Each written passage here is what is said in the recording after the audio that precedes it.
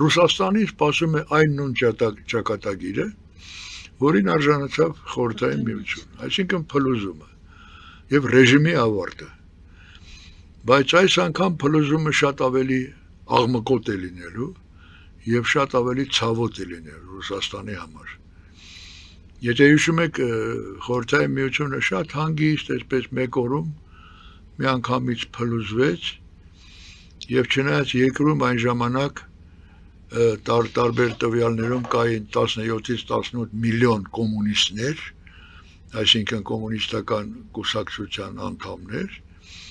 դրանցից եւ ոչ մեկը դուրս չեկավ պաշտպանի Խորհրդային Միությունը։ Ոչ մի հոգի, ոչ մի կոմունիստ դուրս չեկավ փողոց